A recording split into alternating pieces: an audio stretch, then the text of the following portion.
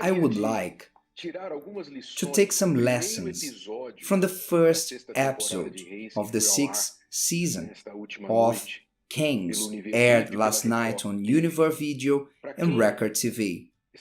Those who are following, and even to those who are not, the sixth season starts from chapter 2 of 2 Samuel, the book of 2 Samuel.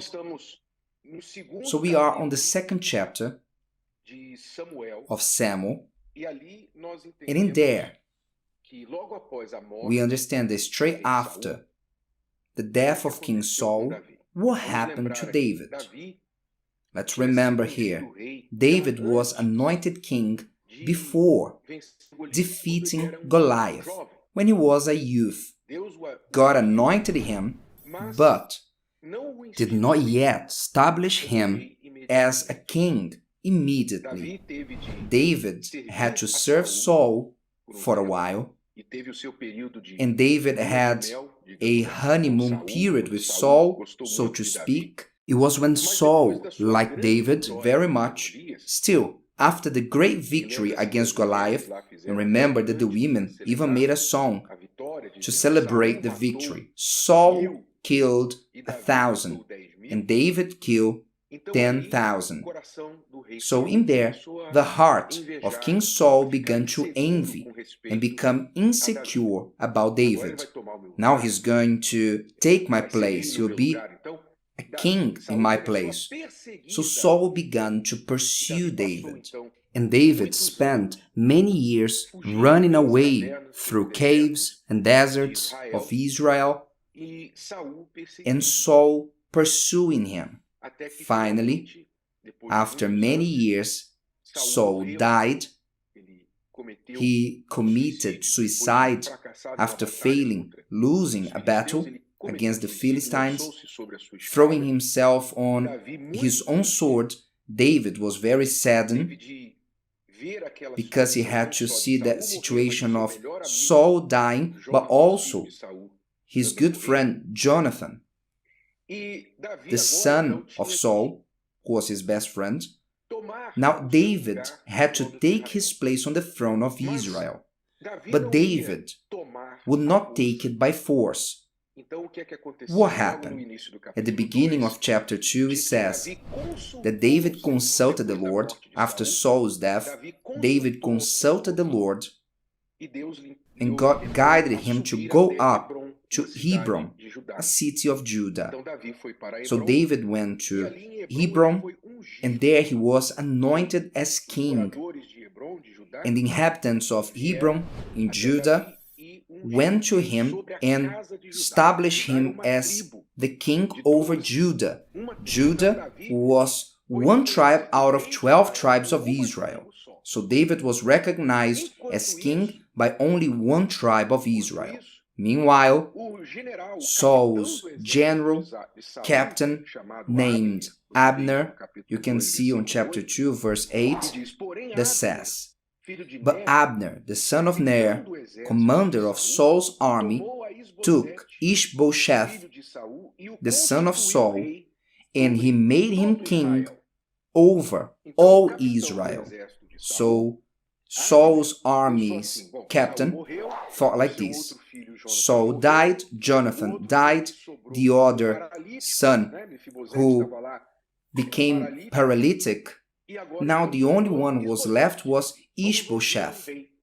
Let's make him our king. Now Israel had two kings, the son of Saul, Ishbosheth, king over the other 11 tribes, and Judah, who anointed David as king. And David stayed in Hebron, Judah, reigning for 7.5 years, ruling over Hebron. What is the lesson we can learn out of so many? One of the main lessons we can learn from this event in David's life in Israel. You see that it is one thing for you to receive a promise from God. It is another to take possession of it. This is what you learn, what we learned. David had the promise of God, had every right to reign over Israel by a divine command. But the people did not accept David as king. Remember that within David's house, he was not accepted by his own brothers. Saul, the king, did not accept him. Now, Abner, the captain, did not accept. He led all Israel to follow another, the son of Saul. So you see that David's life, although he is a God-fearing man, a man according to God's own heart and please God and etc., he had nothing easy. God didn't take David's enemies and erase them with the snap of his finger. Now you are my servant, you're going to be the king over Israel, and I will clear the way. I'll take all your enemies from your way. No, it didn't happen like that. David groaned. He had to persevere.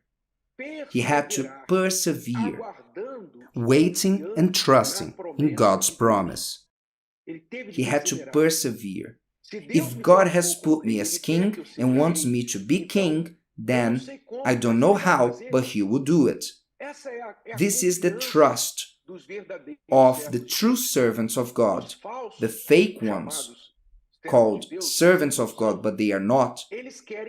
They always want to help God.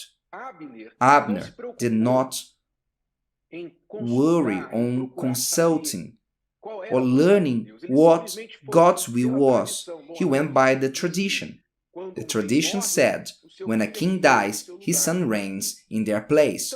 So he went and anointed Ishbosheth. He didn't want to know about God's will. He wanted to know about the tradition. This is the way. This is the right way, how things have always been done. But those who want to know God's will, they put it as sovereign.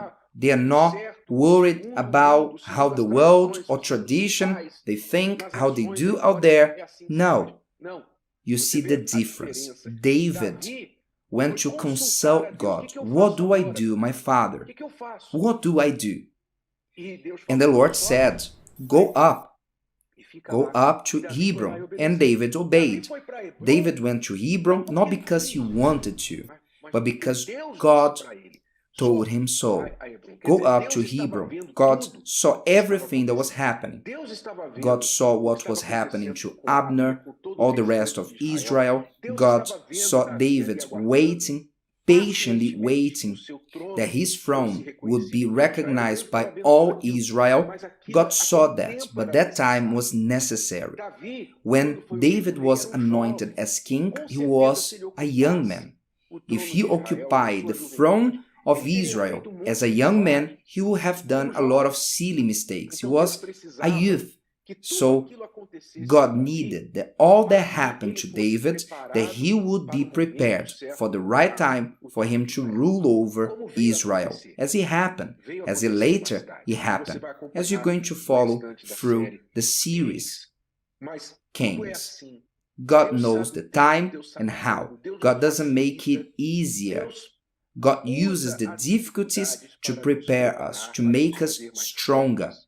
And that's why it's important that you, me, us, like David, who learn about this with tears, with battles and hardships, it's important that we may learn to trust in God and to persevere in His will. Even though nothing around us makes sense, that we may not understand at first, that people keep on our ears saying, why don't you do this, why don't you do that, it's your right, and this and that. Instead of you giving attention to others, you should give attention to whom? To the voice of God. Trust in God, even though everybody is telling you otherwise. This is the greatest lesson at this beginning of the kingdom of David, even though partially, just one city of the tribe of Judah where he reigned for 7.5 years.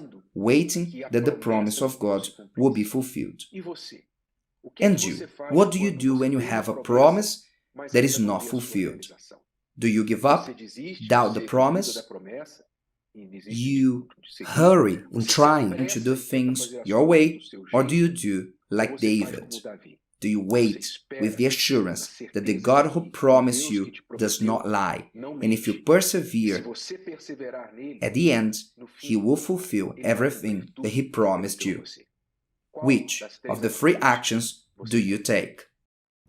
If today's video helped you and you know someone that could benefit from it, share it with them, and if you haven't subscribed to the channel, you may do so now. See you later.